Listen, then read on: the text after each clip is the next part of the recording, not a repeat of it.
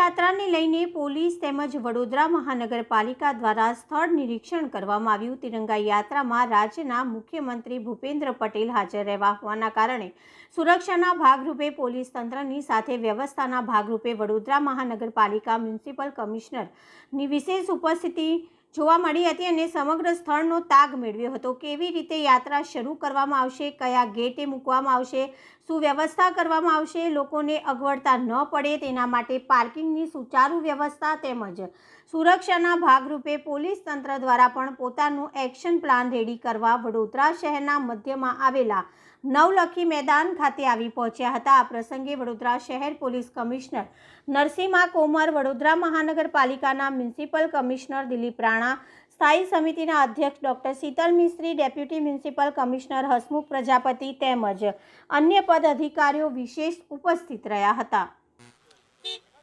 12 તારીખે જે તિરંગા યાત્રા વડોદરા મુકામે થનાર છે એની માટે જે યાત્રા જે શરૂ થશે નવલખી ગ્રાઉન્ડથી શરૂ થઈ, કીર્તિ મંદિર થઈ અને લાલકોટ થઈ અને આગળ ગાંધીગૃહ સુધી જવાની છે।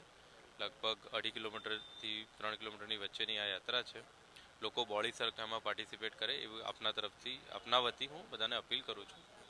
જોડે જોડે આ નવલખી ગ્રાઉન્ડ ઉપર જે આયોજન કરવાનું છે, લોકો ક્યાં ઊભા રહેશે, ક્યાં સ્ટેજ બનશે, કઈ રીતે રૂટ હશે, એની માટેના આયોજનના ભાગરૂપે આજે માનનીય પોલીસ કમિશનર સાહેબ નરસિંહા કોમર સાહેબ અને ચેરમેન સાહેબ અને અમારી આખી ટીમે આમની મુલાકાત લીધી છે અને માઇન્યુટેસ્ટ ડિટેલ અહીંયા અમે ડિસ્કસ કરી છે। આના આધારે હવે રૂટ અને એના પરની વ્યવસ્થા અને સાથોસાથ અહીંયા સ્ટેજની વ્યવસ્થા અને આનુષંગિક બધી જે વ્યવસ્થાઓ છે એનું કામકાજ હવે એમાં ચાલુ થશે। હા, માનનીય મુખ્યમંત્રી સાહેબ પણ આમાં અપેક્ષિત છે, એટલે એ જ્યારે આવશે એટલે એને માટે થઈને પણ બધી વ્યવસ્થાઓ અમે એન્શ્યોર કરી રહી છે।